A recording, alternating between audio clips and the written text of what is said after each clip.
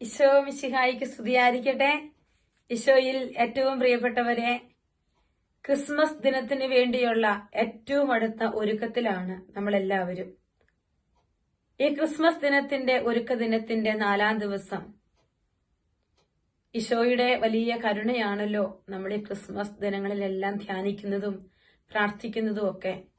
ഒരു വിധത്തിൽ അല്ലെങ്കിൽ മറ്റൊരു വിധത്തിൽ ആ കരുണ നമ്മുടെ ജീവിതങ്ങളിലേക്ക് നമ്മൾ അറിഞ്ഞും അറിയാതെയും സ്വർഗം ചൊരിഞ്ഞുകൊണ്ടുമിരിക്കുകയാണ്. ഇന്നേ ദിവസം നമ്മൾ ഇങ്ങനെ ചിന്തിക്കുകയാണ്. നമ്മുടെയൊക്കെ ജീവിതത്തിൽ ഒത്തിരി ചില ചോദ്യങ്ങൾ ഉണ്ടാവും. ദൈവമേ, ഇന്നലെയാണെങ്കിൽ ഒരു പെൺകുട്ടി എനിക്ക് മെസ്സേജ് ഇട്ടിരിക്കുകയാണ്. സിസ്റ്ററെ, ഞാനിവിടെ UK-യിലല്ല, മറ്റൊരു ദേശത്താണ്. ഞാനിവിടെ പഠിക്കാനായിട്ട് ഇവിടെ വന്നു. പഠിച്ചു കഴിഞ്ഞപ്പോൾ ഈ രാജ്യത്ത് എനിക്കൊരു നല്ല ജോലി ഓഫർ ചെയ്തു. നല്ല ജോലിയുള്ള നല്ല സാലറിയുള്ള ഒരു കമ്പനിയിൽ എനിക്ക് ജോലി ഓഫർ ചെയ്തു. ഞാൻ ആ ജോലിയൊക്കെ കിട്ടി. ഏകദേശം പെർമനന്റ് ആയിട്ടുള്ള ജോലിയാണ്. 1 മാസം കഴിഞ്ഞപ്പോൾ അവരെന്നെ വിളിച്ചിട്ട് പറയുകയാണ്, നിനക്ക് ഈ ജോലി തുടരാൻ പറ്റില്ല, നീ പെട്ടെന്ന് റിസൈൻ ചെയ്യണം.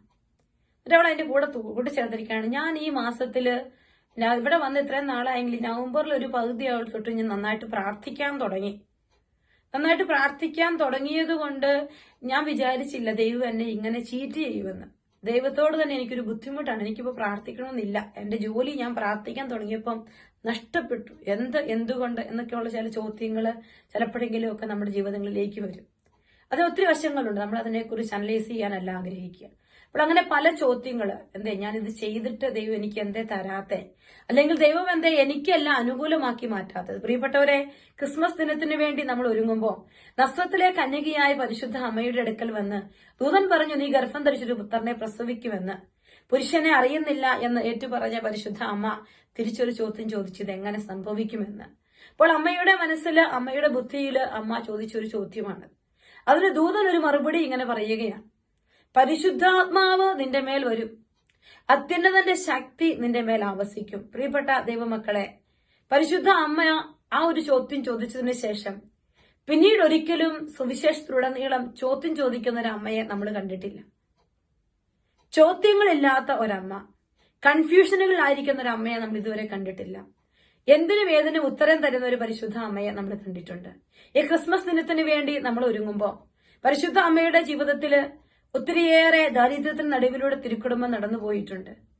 പുത്രനായ ഈശോയെ കാണാതെ പോയ സമയത്തും ദേവാലയത്തിൽ വെച്ച് കണ്ടുമുട്ടുമ്പോഴും പുത്രന്റെ ചോദ്യങ്ങൾക്ക് തിരിച്ചൊരു മറുപടി ഇല്ലാതെ നിശബ്ദയാകുന്ന ഒരു പരിശുദ്ധ അമ്മയുണ്ട്.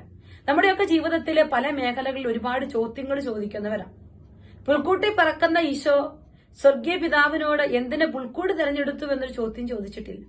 വിശുദ്ധിയുടെയൊക്കെ ജീവിതങ്ങളിലേക്ക് നോക്കുമ്പോൾ ചോദ്യങ്ങൾ ചോദിക്കാത്ത ജീവിതങ്ങളാണ് വിശുദ്ധിയുടെ തലങ്ങളിലേക്ക് എത്തിയിരിക്കുന്നത്. ചിലപ്പോഴെങ്കിലും ഒരുപാട് ചോദ്യങ്ങൾ മാത്രമുള്ളവരായിട്ട് നമ്മൾ മാറിയിട്ടുണ്ട്.